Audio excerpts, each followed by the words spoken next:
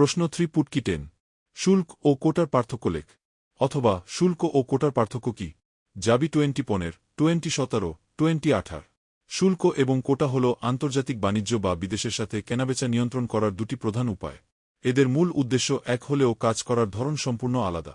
সহজতম ভাষায় বলতে গেলে শুল্ক হল এক ধরনের ট্যাক্স বা কর যা বিদেশ থেকে আসা মালের ওপর বসানো হয়।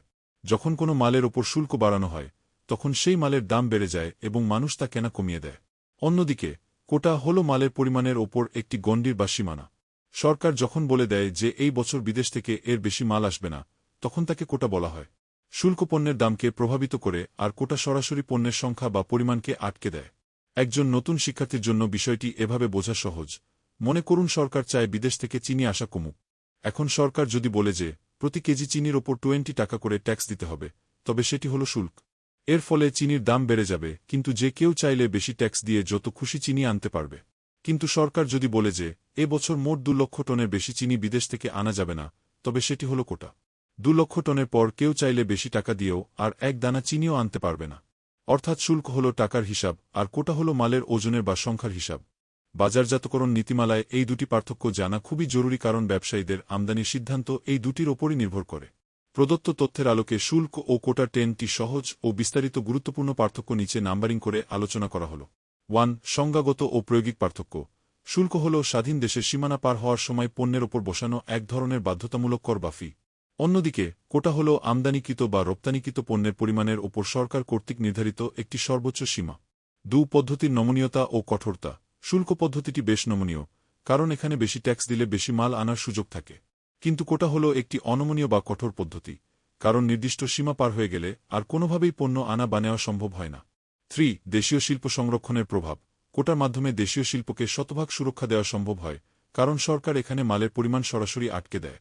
শুল্কের ক্ষেত্রে সুরক্ষা কিছুটা কম হতে পারে, কারণ অনেক সময় মানুষ বেশি দাম দিয়েও বিদেশের পণ্য কিনতে চায়। 4. বাজার প্রতিযোগিতার পরিবেশ। শুল্ক আরোপ করার পরও বাজারে একটি প্রতিযোগিতামূলক পরিবেশ বজায় থাকে, কারণ মালের যোগান অনির্দিষ্ট হতে পারে। কিন্তু কোটার ফলে বাজারে মালের যোগান কম থাকায় অনেক সময় বিক্রেতারা একচেটিয়া ব্যবসা করার সুযোগ পেয়ে যায়। 5. বাজার ব্যবস্থার ওপর হস্তক্ষেপ।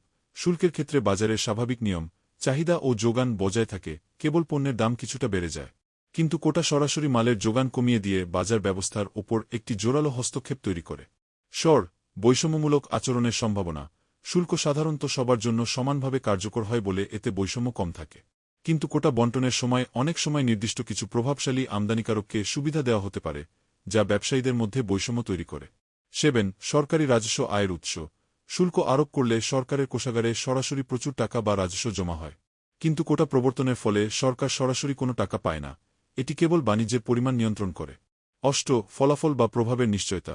শুল্কের ক্ষেত্রে পণ্যের দাম কত বাড়বে তা নিশ্চিতভাবে বলা যায়, কিন্তু কতটুকু মাল আসবে তা অনিশ্চিত। কোটার ক্ষেত্রে কতটুকু মাল আসবে তা নিশ্চিতভাবে জানা যায়, কিন্তু পণ্যের দাম বাজারে কতটুকু বাড়বে তা অনিশ্চিত থাকে। 9. যোগান ও চাহিদার ভূমিকা। শুল্ক পদ্ধতিতে পণ্যের মূল্য নির্ধারণে ক্রেতার চাহিদা ও বিক্রেতার যোগানের একটি স্বাভাবিক ভূমিকা থাকে। কোটা পদ্ধতিতে সরকার নিজেই যোগান সীমিত করে দেয় বলে বাজার প্রক্রিয়ার স্বাভাবিক গতি ব্যাহত হয়। 10. বাস্তব উদাহরণ ও প্রয়োগ। বাংলাদেশ সরকার যদি বিদেশ থেকে চিনি আমদানির ওপর 20% কর বা ট্যাক্স বসায়, তবে তাকে আমরা শুল্ক বলব। আর যদি সরকার নির্দিষ্ট করে দেয় যে 2 লক্ষ টনের বেশি চিনি আনা যাবে না, তবে তাকে আমরা কোটা বলব। আমি কি আপনাকে আমদানি শুল্ক এবং রপ্তানি শুল্ক এর মধ্যে মূল পার্থক্যগুলো কি কি সে সম্পর্কে আরও বিস্তারিত তথ্য দিয়ে সাহায্য করতে পারি?